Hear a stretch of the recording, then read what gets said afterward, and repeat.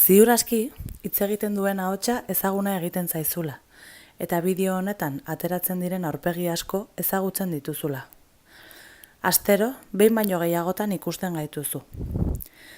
Naiz eta beste aurpegi batzuk hain ezagunak ez izan, goiz altxatzen gara erabiltzen dituzun instalazioak prest egon daitezen.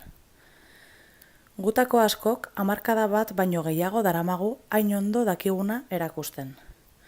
Gurekin batera jolasten, margotzen, musika sentiarazten, dantzatzen edota artistikoki adierazten ikasi duzu. Egindako bideo honetan borrokatzen oztopoa gainditu dituzu, honela finkatutako helburuak lortzeko gai izan zara. Gu, garapen horretan bidelagun izan gara. Urte hauetan zehar, hainbat balore irakasten saiatu gara, era divertigarri batean. Inoiz ahaztuko ez dituzun bizipenak elkar disfrutatu ditugu. Bustiarazi zaitugu, negarra, barrea, izerdia eragin dizkizugu, elkarrekin ikasi eta sentitu dugu, eta beti egon gara hor, zure ondoan. Udalerri honetan kalitatezko zerbitzu publikoak izateko jotake aritu garen langilea gara.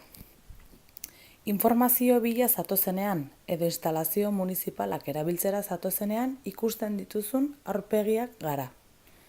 Horregatik gaude gaur hemen, hauxe jakinarazteko.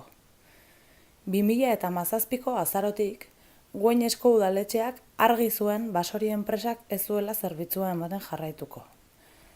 Konponbide bat bilatzeko denbora aski izan dute, egoera honetara ailegatu aurretik. Baina kudeaketa txar baten ondorioz, gure lanpostuak arriskuan daude. Bai, horrela da. Gure lanpostuak arriskuan daude, eta Gueñesko udaletxeak eta Basori enpresak konponbiderik ematen ez badigute, kale gorrian egongo gara irailaren 30etik aurrera, eta ordaintzen dituzun zerbitzuak itxi egingo dituzte. Horregatik, astelehen honetatik aurrera, irailak 17, Gueñesko udal zerbitzuetako 30 langile inguruk Basori enpresak kontratatutakoek, greba mugagabea hasi genuen. Gu ez gara errudunak, kudeaketa txar baten jasaleak baizik. Kirolgunean, gaztegunean, kulturetxeetan, udal ikastaroetan, zeinetan hilabete honetan, 1000 izen emate baino gehiago jaso ditugun, hainbat urte zure ondoan egon gara. Orain, zuri eskatzen dizugu borroka honetan gure ondoan egotea. Eskerrik asko.